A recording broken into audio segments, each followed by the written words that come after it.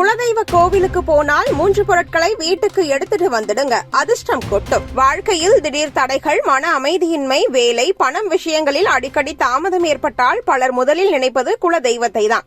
ஒருமுறை குலதெய்வ கோவிலுக்கு போயிட்டு வந்தா மனசு லேசாகுதுன்னு சொல்றவங்க நிறைய பேர். அந்த குலதெய்வ கோவிலுக்கு போகும்போது வெறும் சாமி தரிசனம் மட்டும் போதாது, அங்கிருந்து 3 முக்கிய பொருட்களை வீட்டுக்கு எடுத்துட்டு வந்துடுங்கன்னு பெரியவர்கள் சொல்வார்கள். அந்த பொருட்கள் வீட்டுக்குள் வந்த பிறகு சூழ்நிலைகள் மெல்ல மெல்ல மாற ஆரம்பிக்கும், அதிர்ஷ்டம் திறக்கும், தடைகள் விலகும் என்ற நம்பிக்கைதான் இதுக்கு பின்னாடி இருக்கிறது.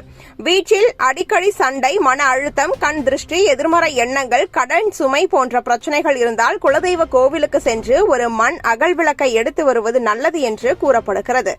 இந்த அகல் விளக்கை வீட்டின் பூஜை அறையில் வைத்து தினமும் தீபம் ஏற்றினால் வீட்டில் உள்ள எதிர்மறை சக்திகள் விலகி மன அமைதி கிடைக்கும் என்ற நம்பிக்கை உள்ளது.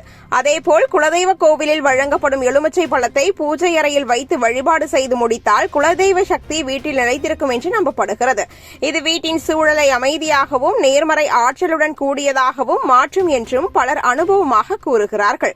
சிலர் குறிப்பாக அமாவாசை மற்றும் சனிக்கிழமைகளில் குலதெய்வ கோவிலுக்கு சென்று அங்கு அம்மனுக்கு சாத்தப்படும் சந்தனக்காப்பு அதை எடுத்து வந்து நெற்றியில் தினமும் வைத்துக் கொண்டால் குலதெய்வம் அருள் கிடைக்கும், எதிரிகள் தொல்லை நீங்கும், நோய் நொடிகள் விலகி ஓடும். குலதெய்வ கோவிலில் இருக்கும் தாலி சரடு இன்னொரு முக்கியமான விஷயமாக பார்க்கப்படுகிறது. இந்த சரடை வீட்டில் உள்ள பெண்கள் கட்டிக்கொள்வதால் சுமங்கலி பாக்கியம், கணவனுக்கு நீண்ட ஆயுள், கணவன் மனைவி ஒற்றுமை அதிகரிக்கும் என்றும் சொல்லப்படுகிறது. அதனால் பல குடும்பங்களில் இந்த வழக்கம் இன்னும் தொடர்கிறது. குலதெய்வ கோவிலுக்கு சென்று அகல் விளக்கு, எலுமிச்சை பழம் மட்டுமல்லாமல் அங்கு வழங்கப்படும் விபூதி, குங்குமம், புனித மண், பிரசாதம் போன்றவற்றையும் வீட்டிற்கு கொண்டு வரலாம் என்று கூறப்படுகிறது. இந்த பொருட்களை பூஜை அறையில் வைத்து தினசரி வழிபாடு செய்தால் குலதெய்வத்தின் பார்வை வீட்டின் மீது இருப்பதாக நம்பப்படுகிறது. குறிப்பாக அந்த பிரசாதத்தை குடும்பத்தினர் அனைவரும் பகிர்ந்து கொள்வதால் குடும்ப ஒற்றுமை அதிகரிக்கும் என்றும் வீட்டில் தொடர்ந்து இருந்த மன அழுத்தம் குறையும் என்றும் பலர் அனுபவமாக சொல்கிறார்கள். அதேபோல் குலதெய்வ கோவிலில் பொங்கல் வைத்து நேர்த்திக்கடன் செலுத்துவது மிகவும் முக்கியமான வழிபாடாக பார்க்கப்படுகிறது. பொங்கல் வைப்பது என்பது நன்றி தெரிவிக்கும் அடையாளமாக கருதப்படுகிறது. இப்படி பொங்கல் வைத்து வழிபாடு செய்தால் குடும்பத்தில் இருந்த தடைகள் விலகி வருமானம், ஆரோக்கியம், சந்தோஷம் ஆகியவை மெதுவாக கூடும் என்ற நம்பிக்கை உள்ளது. குறிப்பாக நீண்ட நாட்களாக இழுபறியாக இருந்த காரியங்கள் சீராக தொடங்கும், வீட்டில் நல்ல செய்தி வர ஆரம்பிக்கும் என்றும் சொல்லப்படுகிறது.